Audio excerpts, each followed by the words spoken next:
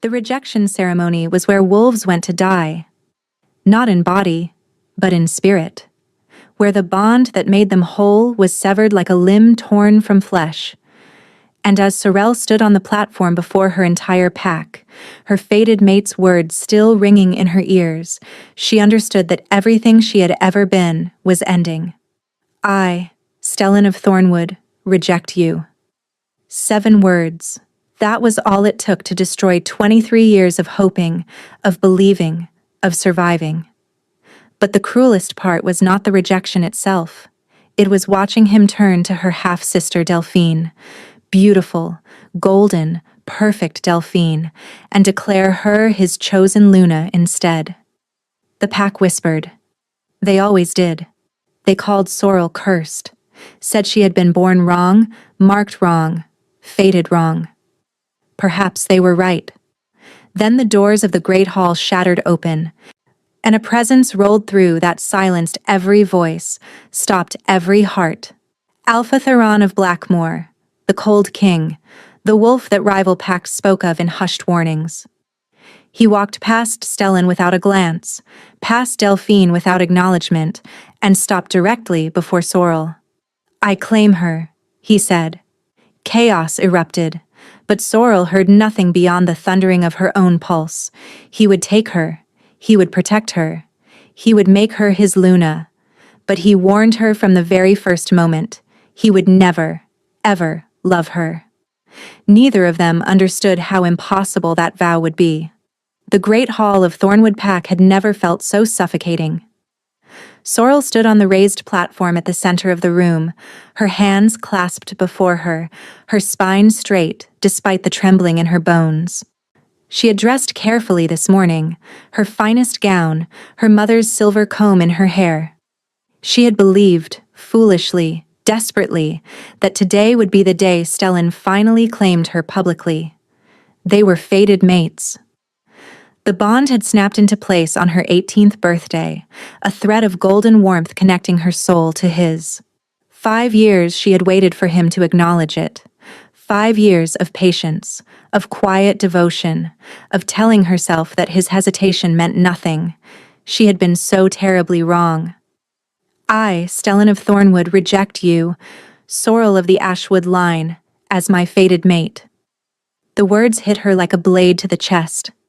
Sorel gasped, her hand flying to her heart as the bond stretched taut, then began to fray. Pain lanced through her, white-hot and blinding. She staggered but did not fall. She would not give them that satisfaction. The hall erupted in whispers. 300 wolves watched her humiliation, their eyes gleaming with everything from pity to satisfaction. Near the front, her stepmother Vespera smiled, a small, secret curve of her painted lips.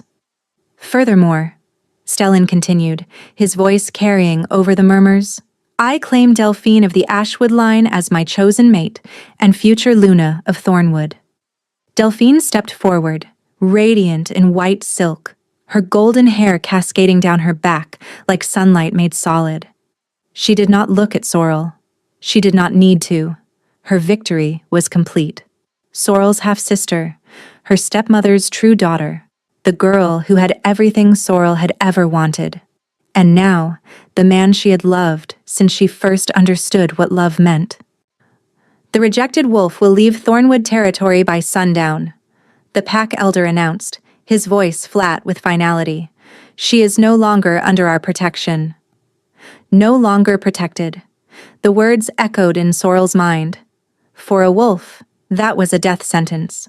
Packless wolves did not survive long. They were hunted, enslaved, or simply left to fade as their wolf spirits withered without the anchor of a pack bond. She would die. Slowly, painfully, utterly alone. Sorel lifted her chin. If this was her end, she would face it with dignity. She would not weep. She would not beg. She would... The doors of the great hall exploded inward. Every voice died. Every head turned. A presence rolled through the shattered doorway like a winter storm. Cold, vast, and absolutely merciless. It was not the ordinary dominance of a strong alpha. This was something older, something that resonated in the bones of every wolf present and commanded immediate instinctive submission. Sorrel felt it even through her pain. Her wolf, battered and bleeding from the severed bond, stirred with something that felt almost like recognition. "Impossible," someone breathed. "The Cold King," another whispered. "What is he doing here?" Alpha Theron of Blackmore walked into the hall as if he owned it. He was tall, taller than any man present, with hair like winter frost falling past his shoulders in pale silver waves. His features were carved from ice and shadow.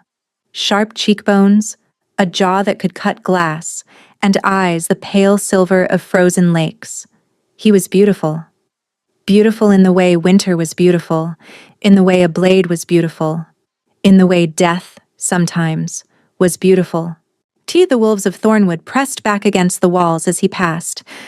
Even Stellan took an involuntary step backward, his face draining of color. Blackmore and Thornwood had been rivals for 3 generations. Theron's pack was larger, stronger, whispered to be touched by old magic that made their alpha something more than wolf. The peace between them was fragile at best, and now the Cold King himself stood in their great hall, uninvited, unannounced. His gaze swept the room, past the cowering nobles, past the frozen elder, past Stellan and his chosen bride, and landed on Sorrel. She felt that look like a physical touch.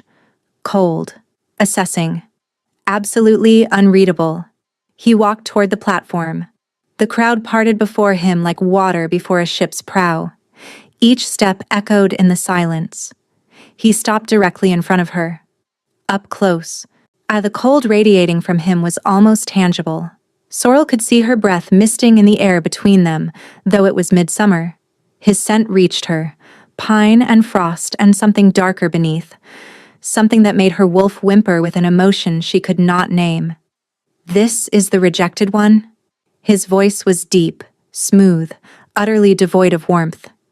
"She is," the elder stammered. "But, Alpha Theron, this is a Thornwood matter.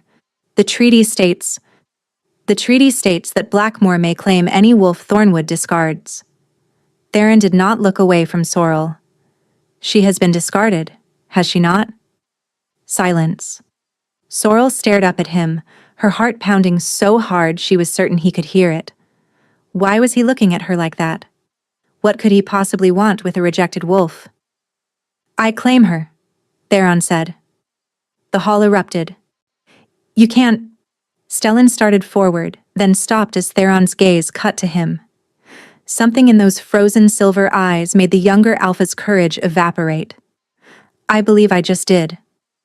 Theron's voice was soft, but it carried to every corner of the room. "Unless you wish to contest my claim?" Stellan's jaw worked, his hands clenched into fists.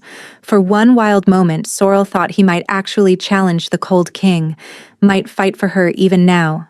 But then Delphine touched his arm, and his tension bled away. "She's yours," Stellan said flatly. "Take her." Theron turned back to Sorrel. He extended one pale hand toward her. "Come," he said. Not a request, a command.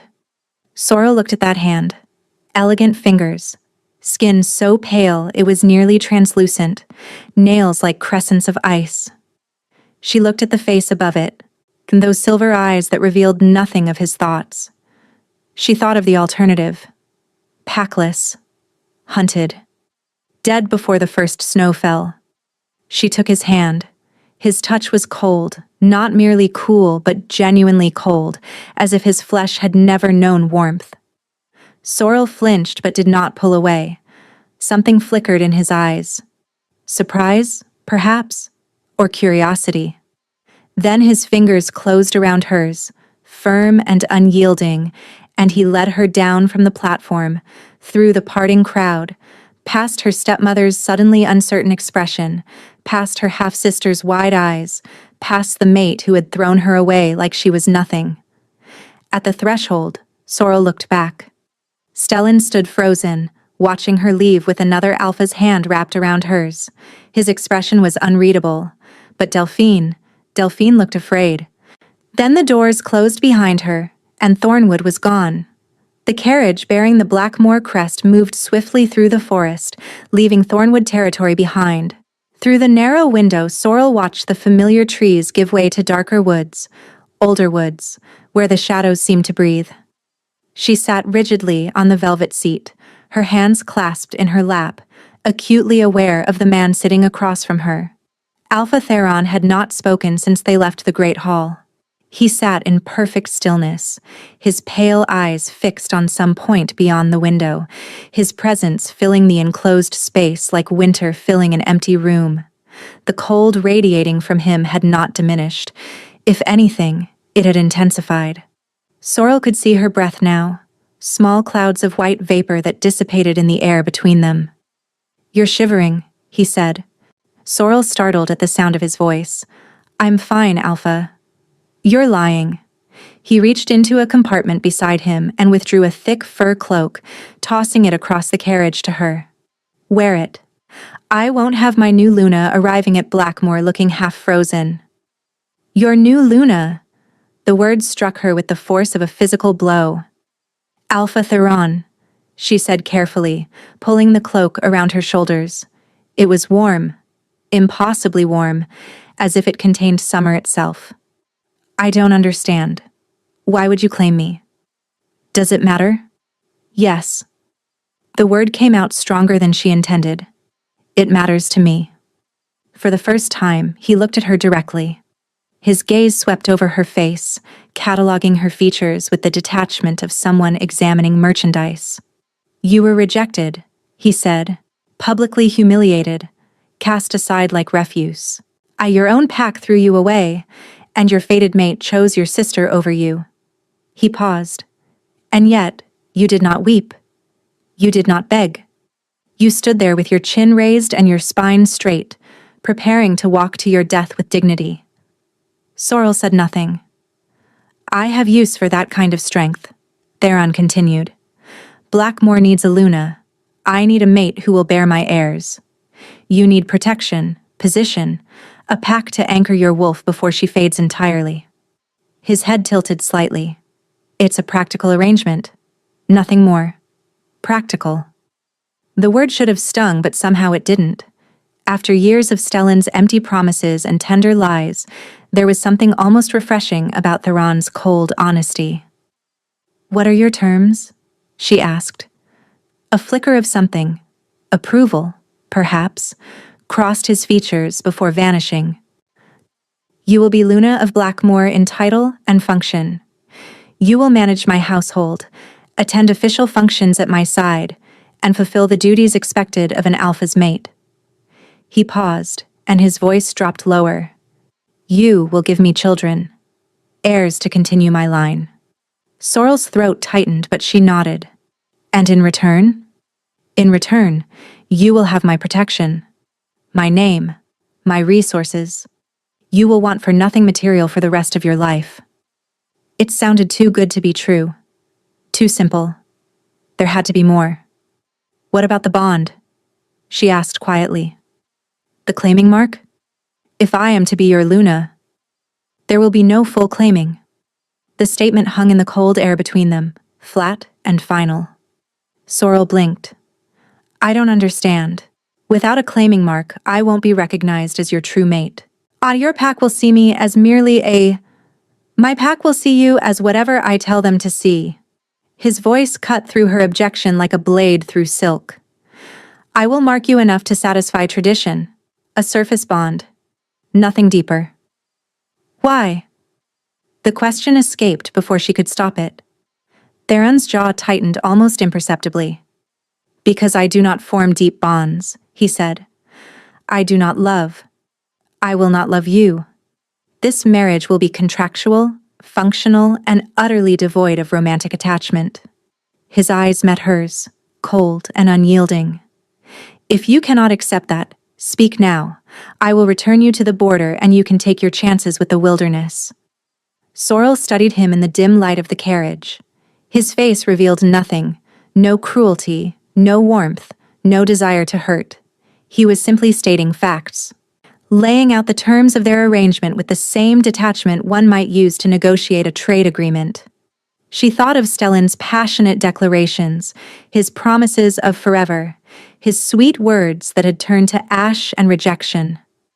She thought of her stepmother's cold smile, of Delphine's triumphant eyes. She thought of dying alone in the forest, her wolf spirit withering to nothing. "I accept your terms," Sorrel said. Theron nodded once, as if he had expected nothing less. "We arrive at Blackmoor within the hour. You will be given chambers, attendants, whatever you require." He turned back to the window, dismissing her. "The ceremony will take place in 3 days. After that, you will be my Luna."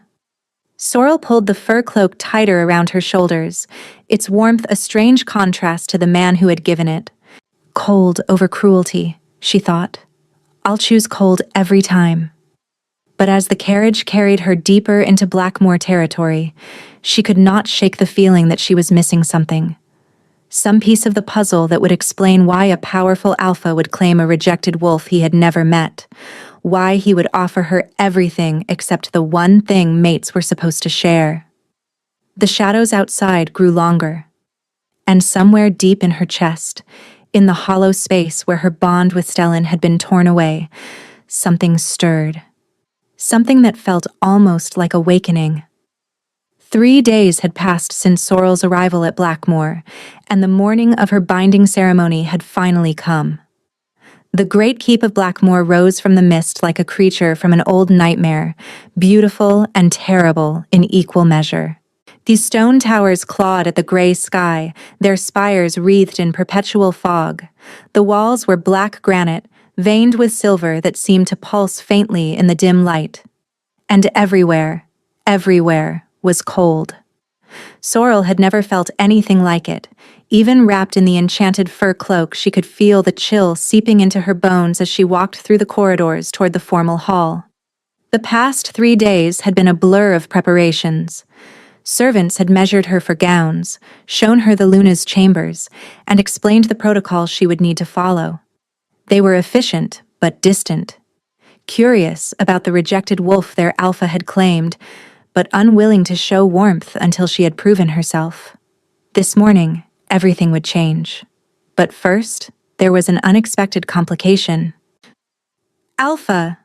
A steward had approached Theron as they walked toward the ceremony chamber. "There is a matter requiring your attention. Visitors arrived an hour ago from Thornwood. They claim it is urgent." Theron went very still. "Who?" "Lady Vespera," the steward said, "and Lord Stellan's representative. They are waiting in the formal hall." Something cold and dangerous flickered across Theron's face before his expression smoothed to blankness. "How interesting," he murmured. "My enemies have followed me home."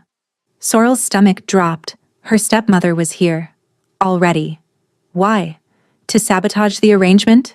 To reveal whatever she thought Sorrel was hiding? "Come." Theron's hand closed around her elbow, cold, firm, inescapable. "You will stand beside me for this." "Alpha, You are to be my Luna. You will begin as you intend to continue." His voice allowed no argument. "With me, at my side, facing whatever comes." They walked through the keep together, Sorrel's heart pounding against her ribs. The corridors were vast and shadowed, lit by torches that burned with blue-white flames instead of orange. Tapestries lined the walls, depicting battles and wolves, and scenes she did not recognize, and everywhere, that unnatural cold. The formal hall doors opened before them. Lady Vespera stood near the center of the room, elegant in dove-gray silk, her silver-streaked hair coiled elaborately atop her head. Beside her was a young man in Thornwood colors, Stellan's cousin, Sorrel realized, a diplomatic envoy. Her stepmother's eyes found her immediately, and something ugly flashed through them before being hidden behind a gracious smile. "Alpha Theron," Vespera said, dipping into a curtsy. "How generous of you to receive us so quickly." "I was not aware our pacts were on receiving terms." Theron released Sorrel's arm and moved to the raised seat at the head of the hall. Not quite a throne, but close enough. You may speak. Briefly. Vespera's smile remained fixed. We come with concerns, Alpha. About the wolf you have claimed. My future Luna is not your concern. With respect, she is. Vespera's voice hardened slightly. That girl was rejected for good reason. There are things about her, her bloodline, her nature, that you are not aware of. Things that could bring danger to your pack if left unaddressed. Sorrel felt the blood drain from her face. She doesn't know, Sorrel thought desperately. She suspects, but she doesn't know. She can't know. But even as she thought it, she saw the calculation in her stepmother's eyes, the willingness to say anything, true or not, to destroy what Sorrel had found. Is that so? Theron's voice betrayed nothing. And what exactly is this nature you speak of? She is cursed. Vespera's voice rang through the hall. Born under ill omens, marked from birth. Even her own mother knew what she was and tried to hide it. You dare speak of my mother? The words tore from Sorrel before she could stop them. You who drove her to her grave with your lies and manipulations. Silence. Theron's command cracked through the air. Both women went still. He rose from his seat and descended the steps with deliberate slowness. He walked past Vespera without acknowledgement, coming to stand directly before Sorrel. Is there something you wish to tell me? He asked quietly. Something about your birth or nature that I should know before we are bound. Sorrel's heart was pounding so hard she could barely breathe.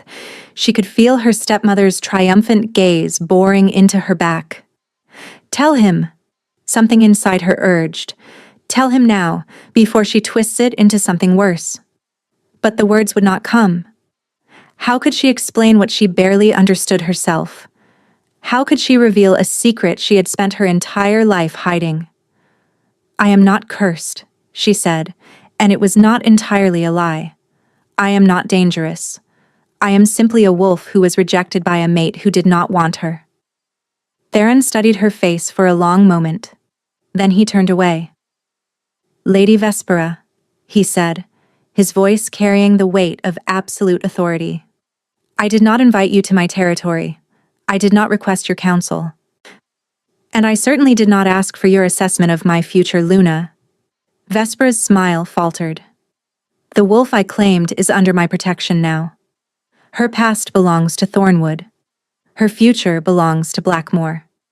He paused, and when he spoke again, his voice had dropped to something soft and infinitely dangerous. If you speak ill of her in my presence again, I will consider it an act of war. The color drained from Vespera's face. You have until sundown to leave my territory, Theron continued. I suggest you do not test whether I mean what I say. He turned his back on her, a deliberate insult, and extended his hand to Sorrel. Come, he said. We have a ceremony to attend. Sorrel took his hand, that same impossible coldness seeping through her skin. She let him lead her past her stepmother's frozen expression, past the Thornwood envoy's shocked eyes, toward a door at the far end of the hall. But just before they crossed the threshold, Vespera's voice reached her, low, venomous, meant for her ears alone. When he discovers what you truly are, little shadow, even his protection won't save you. The darkness in your blood will consume everything you touch, including your precious cold king. The door closed behind them. Sorrel's hand was shaking, and deep in the hollow of her chest, where something had stirred in the carriage, she felt it move again, unfurling like a creature waking from a long sleep. Something dark, something ancient, something that frightened her far more than her stepmother's threats ever could. The contract ceremony was held in the heart of Blackmoor Keep, in a circular chamber carved from the same black granite as the walls. Silver runes lined the floor in concentric patterns, pulsing faintly with old magic. Sorrel stood at the center, dressed in a gown of midnight blue that the servants had provided. It was finer than anything she had ever worn, silk that moved like water, embroidered with silver thread that caught the light of the blue-white torches. She felt like an imposter. The Blackmore pack had gathered to witness the binding. They filled the curved benches that rose in tiers around the chamber, hundreds of wolves watching her with expressions ranging from curiosity to suspicion to outright hostility. She was an outsider, a rejected wolf from a rival pack. No matter what title Theron gave her, she would have to earn their respect, if she lived long enough to do so. Theron entered through a door opposite her, and the chamber fell silent. He wore black, as always, formal attire that emphasized the breadth of his shoulders and the lethal grace of his movements. His pale hair was bound back from his face, revealing the sharp planes of his features. He looked like a king. He looked like a weapon. He looked at her, and Sorrel felt that gaze like ice against her skin. The elder who would perform the ceremony stepped forward, a weathered woman with silver hair and eyes that seemed to see too much. "We gather to witness the binding of Alpha Theron of Blackmore to Sorrel of the Ashwood line," she intoned. "Let any who would contest this union speak now, or hold their peace for all time." Silence stretched through the chamber. Then a voice rang out from the upper tiers. "I contest." Sorrel's heart stopped. A man rose from the benches, tall, broad-shouldered, with the bearing of a warrior. His dark hair was streaked with gray at the temples, and his eyes burned with barely contained fury. "Commander Caspian," the elder said, her voice neutral. "State your objection." "My objection is simple." Caspian descended the steps, his boots ringing against the stone. "This woman is unknown to us, rejected by her own pack, cast aside by her fated mate." He stopped at the edge of the rune circle, his gaze fixed on Sorrel with undisguised contempt. "And now our Alpha would make her Luna? Would place a stranger above wolves who have served Blackmore for generations?" Murmurs rippled through the crowd. Sorrel saw heads nodding, heard whispers of agreement. "Furthermore," Caspian continued, his voice rising, "there are rumors about this woman, about her bloodline, about what she truly is." He turned to address the crowd. "Should we not know what creature we are welcoming into our midst before we bind her to our Alpha?" The murmurs grew louder. Sorrel could feel the tide of suspicion rising around her, threatening to drown her before she even had a chance to prove herself. She opened her mouth to speak, though she had no idea what she would say, but Theron moved first. He stepped forward, placing himself between Sorrel and Caspian. The temperature in the chamber plummeted. "Commander." Theron's voice was soft, but it carried to every corner of the room. "You have served Blackmore well. Your father served my father. Your grandfather served my grandfather. 3 generations of loyalty." Caspian lifted his chin. "Which is why I speak, Alpha. Out of loyalty." "Loyalty." Theron repeated the word as if tasting it. "And yet, when I claimed this woman, when I declared my intention before the entirety of Thornwood, you said nothing. When I brought her through our gates, you said nothing. When I announced the ceremony, you said nothing." He paused. "But now, with an audience watching, you choose to speak." The commander's face reddened. "Alpha." "That is not loyalty, Caspian. That is theater." Theron's voice cut through his objection like a blade through silk. "And I do not appreciate theater." The silence that followed was absolute. "This woman," Theron continued, turning to face the assembled pack, "was rejected through no fault of her own. Her mate chose another. Her pack abandoned her. She stood on the edge of death, and she did not flinch." He turned back to Sorrel, and something in his expression shifted.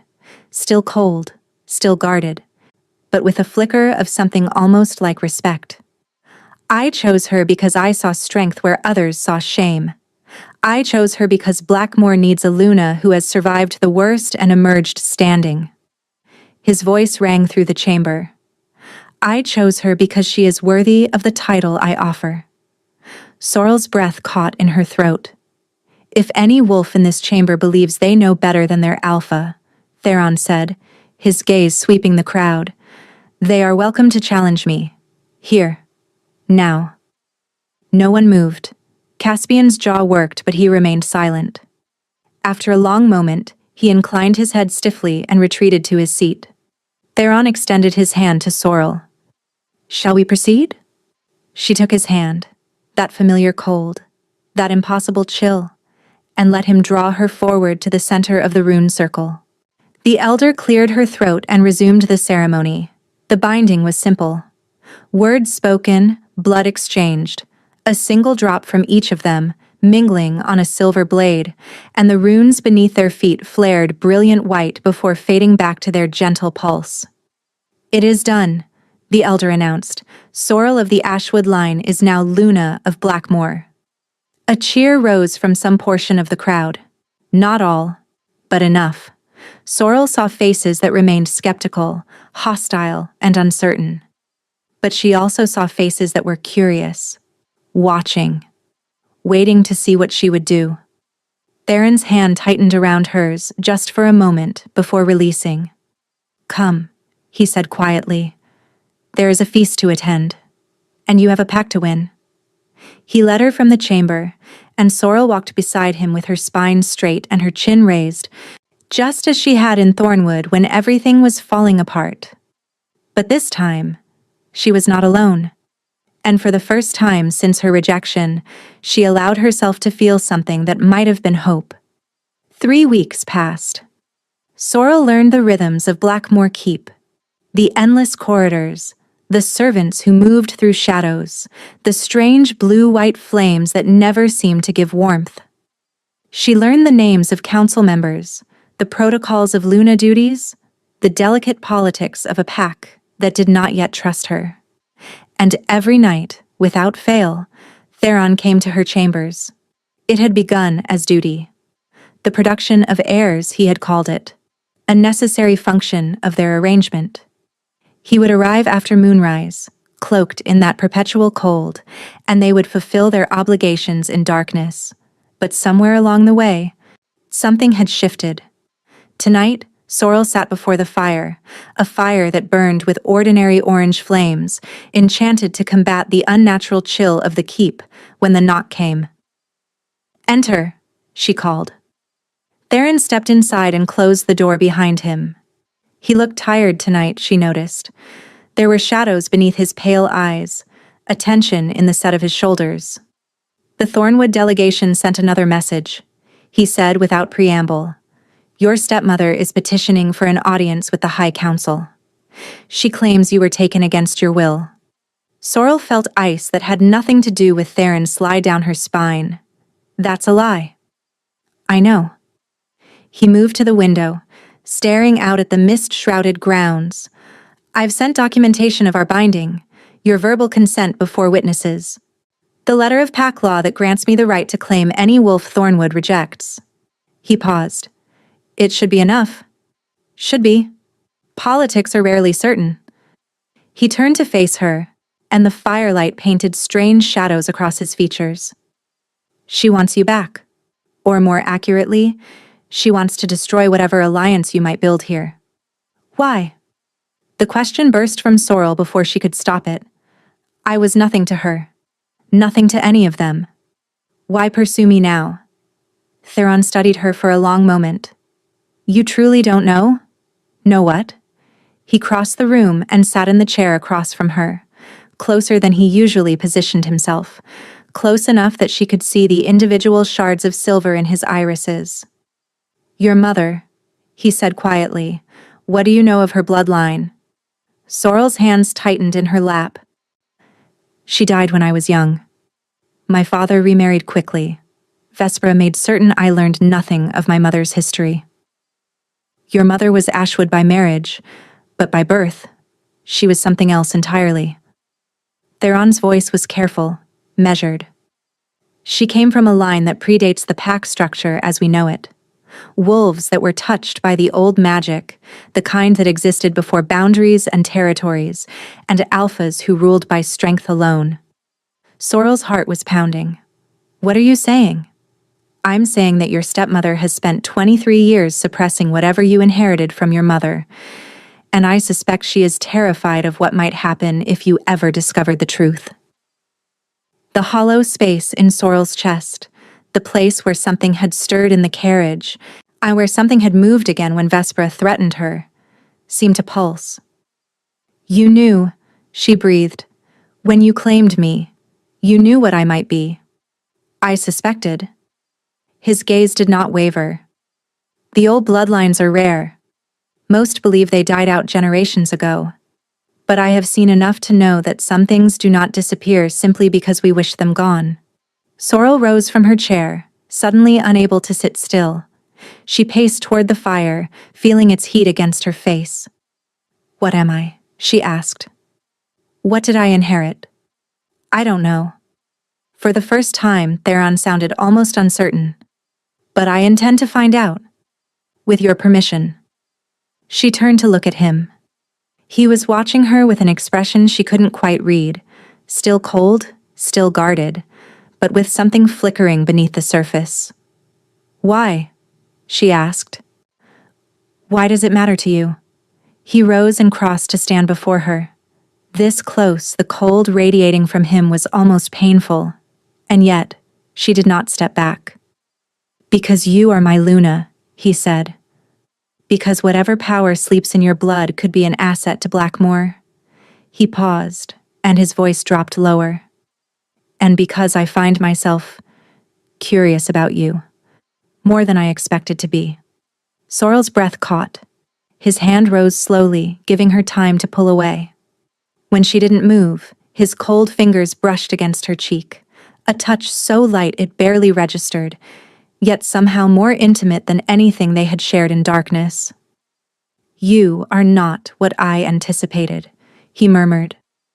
"When I claimed a rejected wolf from Thornwood, I expected someone broken. Someone grateful enough to ask no questions and demand nothing." "I am grateful," Sorrel whispered. "No." A ghost of something, not quite a smile but close, crossed his features. "You are not. You are guarded, wary, and utterly determined to prove yourself." "But grateful?" He shook his head. "You challenge me in ways I did not foresee. And I find that I do not mind." His thumb traced along her cheekbone, leaving a trail of cold fire. "Theron," she said, and it was the first time she had used his name without the title. His eyes darkened. Something shifted in the air between them, heavy and electric. Then he stepped back, and the moment shattered. "Rest," he said, his voice once again controlled. "Tomorrow we meet with the council about the Thornwood situation. You will need your strength."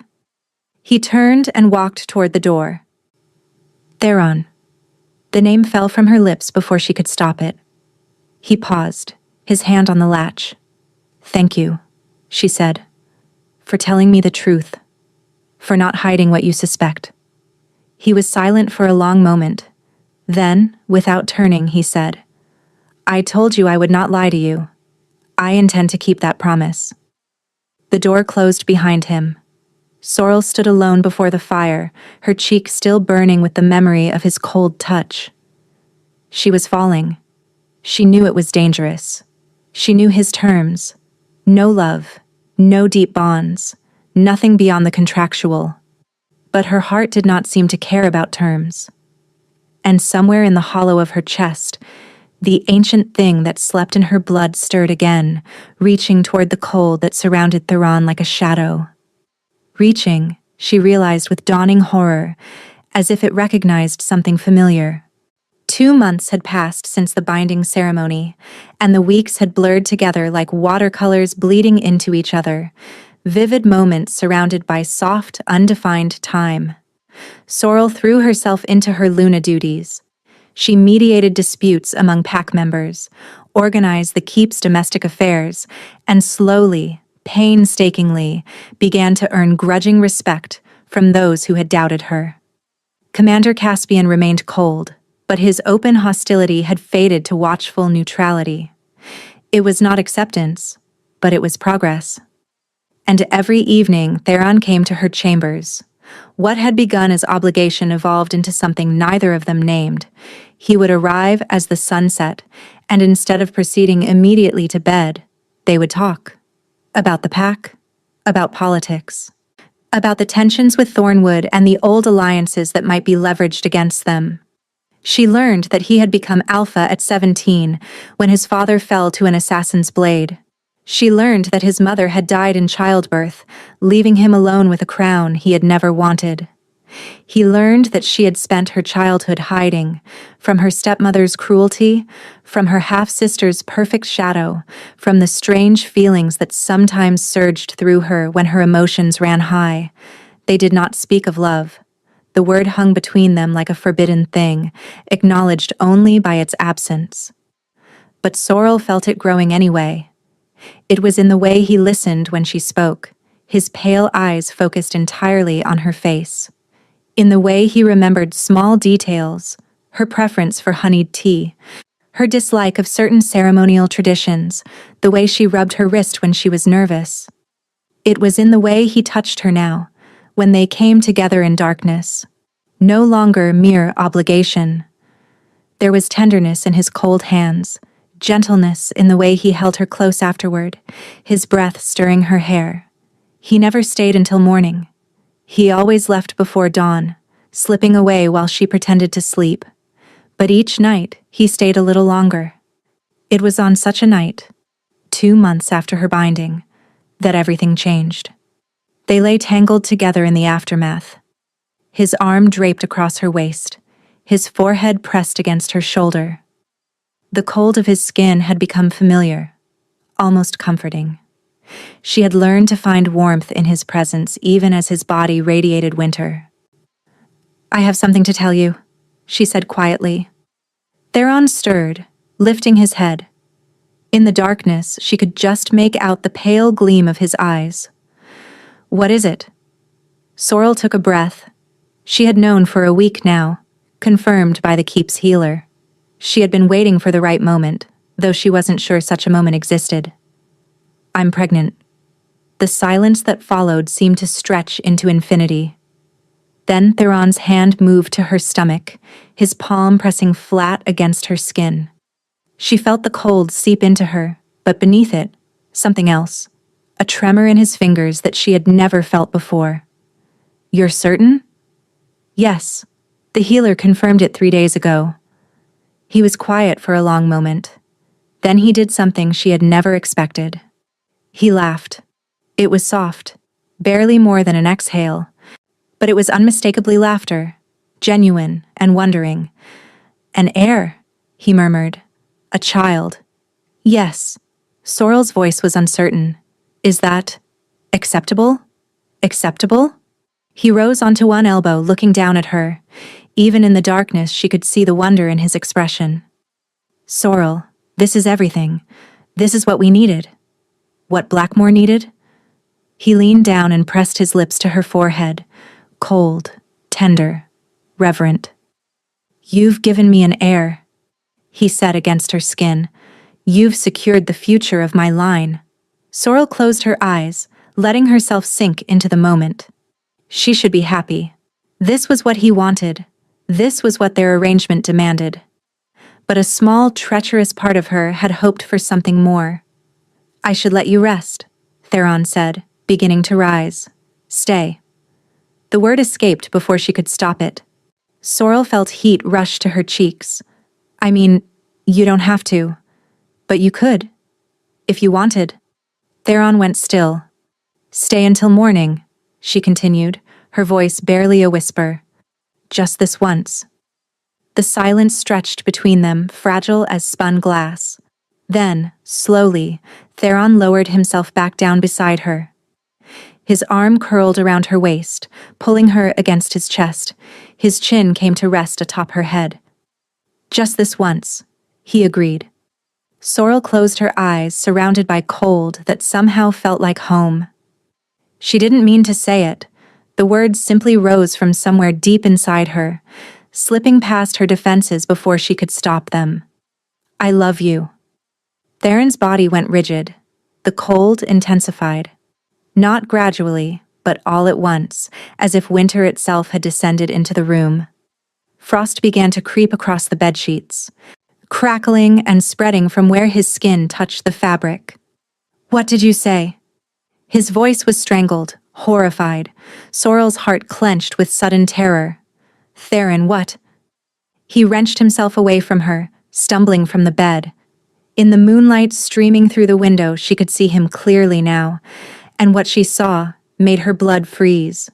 Frost was spreading across his chest, not on his skin, but beneath it. Crystalline patterns blooming from his heart outward, visible through flesh that had turned nearly translucent. No. The word tore from him like a curse. No, no, no. This wasn't supposed to happen. You weren't supposed to. He collapsed to his knees. Theron. Sorrel scrambled from the bed, falling beside him. His skin was so cold it burned her hands, but she didn't let go.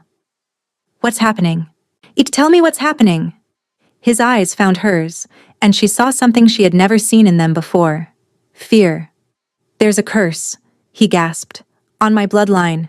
Ancient. Unbreakable.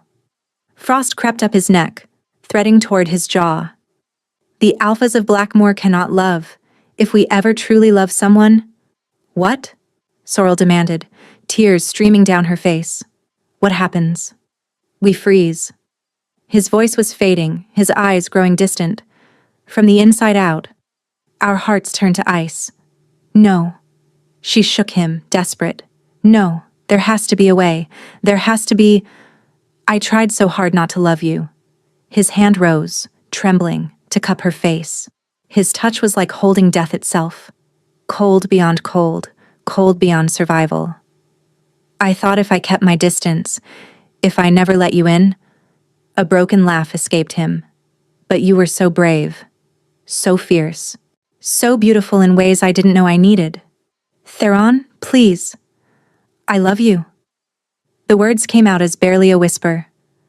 I think I loved you from the moment you took my hand in that hall. And now... His eyes rolled back. He collapsed in her arms. Help! Sorrel screamed, her voice tearing through the keep. Someone help me! The alpha is dying! But even as she screamed, she could feel the cold spreading through him, feel his heart slowing, his breath fading. The man she loved was freezing to death in her arms. And it was all because he had loved her back. The healers came. They brought warming stones and enchanted blankets, and herbs meant to kindle internal fire. None of it worked. Theron lay in the great bed, his skin translucent, and the frost beneath it spreading hour by hour. His breath came in shallow gasps. Each exhale a plume of white mist. His heart beat once, then waited an eternity before beating again. He was dying. Sorrel had not left his side. She sat beside him, holding his frozen hand, watching the ice consume the man she loved. The curse. The impossible, ancient curse that had haunted his bloodline for generations. Every alpha of Blackmoor who dared to love had died the same way, their hearts turning to ice, their bodies becoming monuments to forbidden emotion. There has to be a way, she said, her voice hoarse from hours of pleading with healers, with the council, with anyone who would listen. There has to be something. Commander Caspian stood near the door, his expression grim. Whatever hostility he had harbored towards Sorrel had been set aside in the face of his alpha's impending death. The curse was placed by an ancient witch, he said quietly. Generations ago. Our archives speak of it, but there is no record of a cure. Then we find one. Sorrel's grip tightened on Theron's hand. We find the witch who cast it, or her descendants, or someone who understands the old magic. We do not simply let him die. Luna, Caspian hesitated. There is someone, an oracle who lives in the Hollowlands, at the edge of our territory. She is said to know things that others have forgotten. But the journey is dangerous, and there is no guarantee. Take me to her. You are with child. The Alpha would never... The Alpha is unconscious. Sorrel rose, releasing Theron's hand with aching reluctance. And I am Luna of Blackmoor. And I will not sit here and watch my mate die, when there is even the slightest chance of saving him. Caspian studied her for a long moment. Then, Slowly, he nodded. I will prepare the horses. The Hollowlands lived up to their name, a desolate stretch of forest where the trees grew twisted and the mist clung to the ground like a living thing. Even in summer, the air was cold here. Sorrel rode in silence, Caspian beside her, two other guards trailing behind. Her hand rested on her stomach, where a new life was growing, a life that might never know its father if she failed. The oracle's dwelling was a cave carved into the side of a hill, its entrance marked by runes that glowed faintly in the perpetual twilight. An old woman waited at the threshold, her eyes milky with blindness but somehow seeing everything. The Luna of Blackmoor, the oracle said before Sorrel could speak. Come to save her frozen king. Sorrel dismounted. You know why I'm here. I know many things. The oracle smiled, revealing teeth that were too sharp, too numerous. I know what sleeps in your blood. I know what curse grips your mate. And I know that one cannot be broken without the other being awakened. Sorrel's heart clenched. What do you mean? The oracle beckoned her forward. Come inside, child of the old blood. Let me show you what your stepmother tried so desperately to hide. The cave was larger than it appeared from outside, its walls covered in paintings that seemed to move in the flickering torchlight. Sorrel followed the oracle deeper, leaving Caspian and the guards at the entrance. The curse on Blackmoor, the oracle said, her voice echoing strangely, was placed by a witch of considerable power.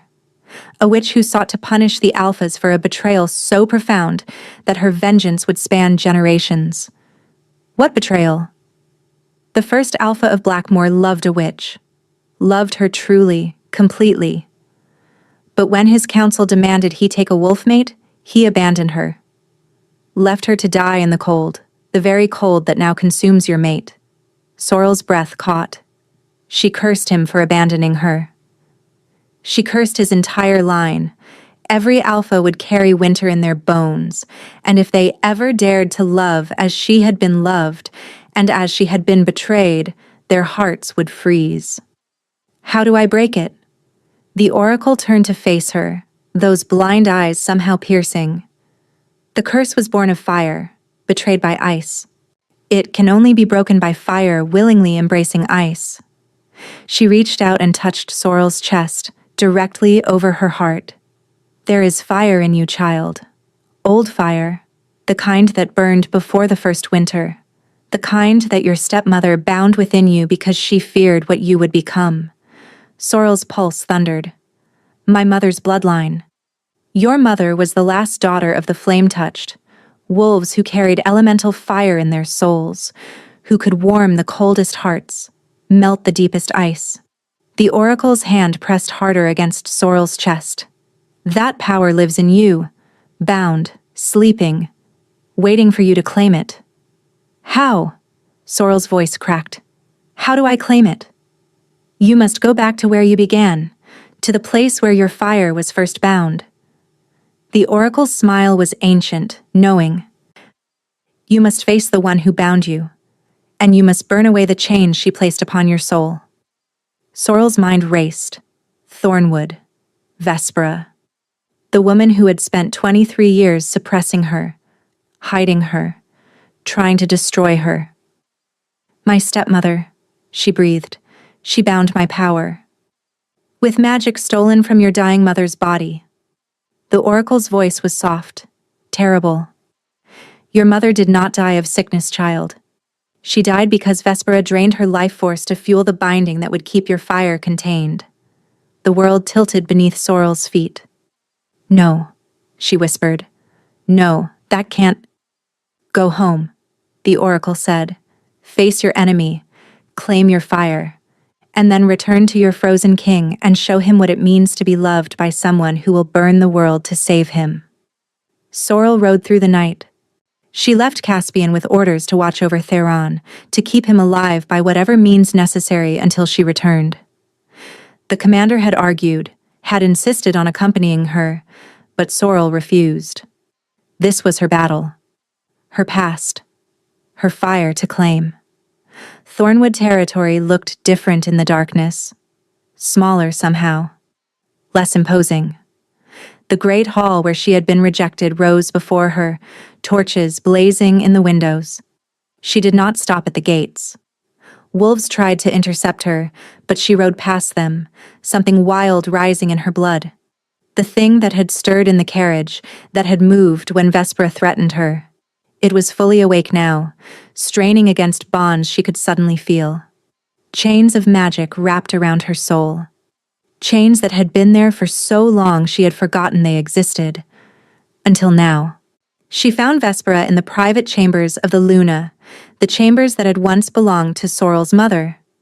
Her stepmother was alone, seated before a mirror, brushing her silver-streaked hair. "I wondered when you would come," Vespera said without turning. "I heard about the Cold King. How tragic. How inevitable." "You knew." Sorrel's voice was steady despite the fury burning through her veins. "You knew about the curse. You knew what would happen if he loved me." "I suspected." Vespera set down the brush and turned to face her stepdaughter. Her eyes were cold, calculating. "Why do you think I tried so hard to keep you from going with him? It wasn't concern for your safety. It was concern for what would happen when your fire finally woke." "My fire." Sorrel stepped closer. "The fire you bound, with magic stolen from my mother as she lay dying." For the first time, something flickered across Vespera's face. Not guilt, something closer to satisfaction. "Your mother was weak," she said. "She could have been powerful. The flame touched were powerful. But she chose love over ambition, chose your father over her own legacy." Her lip curled. "She deserved what she got. She trusted you. And that was her mistake." Vespera rose, her silk gown whispering against the floor. "Just as it would be your mistake to think you can come into my territory and threaten me." She raised her hand, and Sorrel felt the chains around her soul tighten, felt her breath catch, her limbs grow heavy. "The binding is still mine to control," Vespera hissed. "Your mother's life force powers it still, and as long as those chains hold, your precious fire will remain." Sorrel lunged, not with claws, not with teeth, with something deeper, something that had been waiting her entire life to be set free. She grabbed Vespera's wrist, and flame erupted. Not ordinary fire. This was golden, ancient, alive, fire that burned from within Sorrel's very soul, pouring through the cracks in her binding and shattering the chains link by link. Vespera screamed, "You cannot! The binding, your mother's magic." "My mother gave her life to protect me." Sorrel's voice resonated with power she had never known she possessed. "And you corrupted that sacrifice, used it to cage me, control me." The fire blazed brighter, hotter. "But I am done being caged." The chains shattered.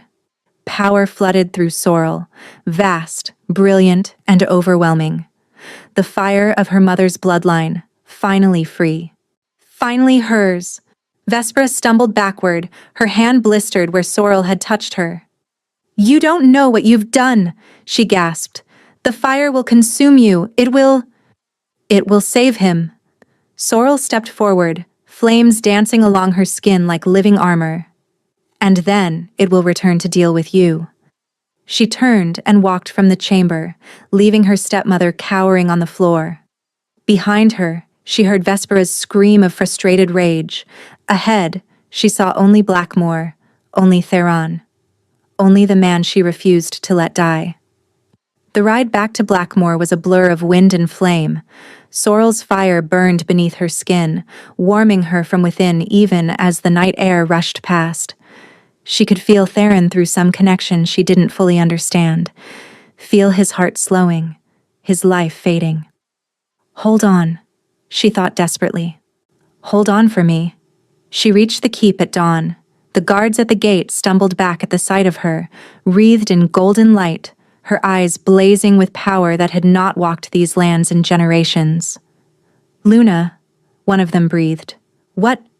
Where is he?" "The Alpha's chambers." "But Luna, he—" She was already running. The corridors seemed to blur past her. Servants pressed themselves against the walls, staring at the flaming woman who had once been their reserved, quiet Luna. She burst through the doors of Theron's chambers. He lay exactly as she had left him, frozen, translucent, and barely breathing. The frost had spread to cover nearly his entire body. Only his face remained clear, his features slack and peaceful. Too peaceful. No. Sorrel crossed to the bed in 3 steps and seized his hand. No, you don't get to leave. Not now. Not when I've finally... She poured her fire into him. It hurt. The collision of flame and ice was agonizing, every nerve in her body screaming as her power met his curse. She could feel the ancient magic resisting, fighting to keep its hold on his heart. But Sorrel's fire was older. Older than the curse, older than the betrayal that had spawned it. This was the fire that had burned before winter existed, the fire that had given warmth to the first wolves, and the fire that lived in the blood of mothers who would do anything to protect those they loved. She burned, and burned, and burned. The frost began to melt. Slowly at first, tiny drops of water forming on Theron's skin, sliding down to soak the sheets beneath him. Then faster, the ice retreating from his chest, his arms, and his throat. His heart stuttered. Then beat. Then beat again. Color flooded back into his features. His skin became opaque, solid, and alive. His chest rose with a deep, shuddering breath. His eyes opened. Sorrel. Her name on his lips was the most beautiful sound she had ever heard. You're alive. She was crying, she realized, tears streaming down her face, turning to steam where they met her still-burning skin. You're alive. You're alive. And you're... He pulled her down to him and kissed her. His lips were warm. For the first time in her memory, for the first time perhaps in generations, the alpha of Blackmore was warm. The curse, he breathed against her mouth. How did you... I burned it. She laughed, half hysterical with relief and joy. I burned it away. That's impossible. No one has ever... I'm the last of the flame-touched. She pulled back to look at him, her fire slowly banking to a gentle glow beneath her skin. My mother's bloodline. The oracle told me, fire willingly embracing ice. That's what breaks the curse. Theron stared at her with wonder, with love, with something that looked almost like worship. You saved me, he said quietly. You crossed territories, faced your demons, and burned through an ancient curse. For me. Of course I did. Sorrel cupped his face in her hands, hands that still held echoes of flame. I love you, and I will burn down anything that tries to take you from me. He pulled her close, wrapping his arms around her with strength that had returned in full. I love you, he said against her hair. I have loved you since the moment you took my hand in that hall, and I will spend the rest of my life proving myself worthy of what you've done for me. Sorrel closed her eyes, letting herself sink into his embrace. For the first time in her life, she felt whole. 6 months later, Sorrel stood on the balcony of the Alpha's chambers, watching the sun rise over Blackmore. The keep was different now, still built of black granite, still veined with silver, but no longer cold. Warmth had seeped into the stone since the curse was broken, and the blue-white torches had been replaced with ordinary flames that cast golden light through the corridors. A pair of arms wrapped around her from behind, careful of the swell of her belly. You should be resting, Theron murmured against her ear. The healer said fresh air is good for the baby. The healer also said you need to stop attending council meetings that run past midnight. Sorrel smiled. The healer is a busybody. Theron laughed, a sound she still was not used to hearing. Since the curse broke, laughter had come more easily to him. So had warmth, tenderness, joy. He was the same man she had married, still formidable, still commanding, and still capable of reducing enemies to quivering submission with a single look. But he was also more. Freed from the fear of loving, he had bloomed. Caspian sent word from Thornwood. Theron said quietly. The trial is concluded. Sorrel's hands tightened on the balcony railing. And? Vespera has been found guilty of murder, conspiracy, and the use of forbidden blood magic, which she will spend the rest of her life imprisoned in the neutral territory. Something loosened in Sorrel's chest.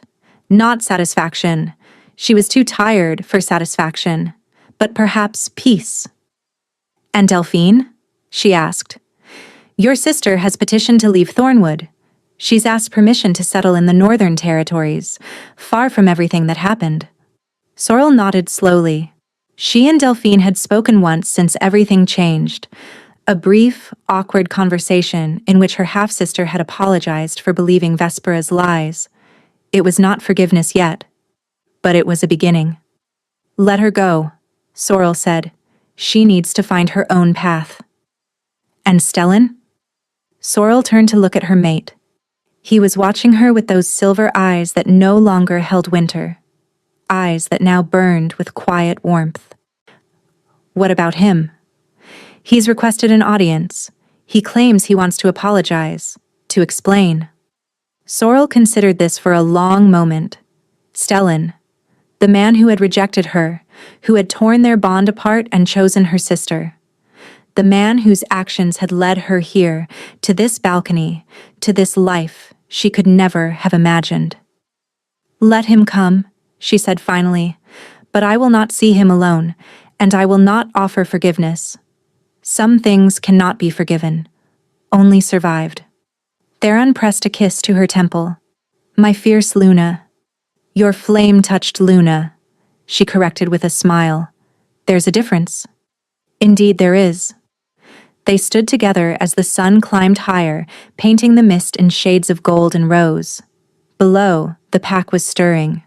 Wolves going about their morning routines, children racing through the courtyards. Life unfolding in all its ordinary, beautiful complexity. This was her home now. Her pack. Her family.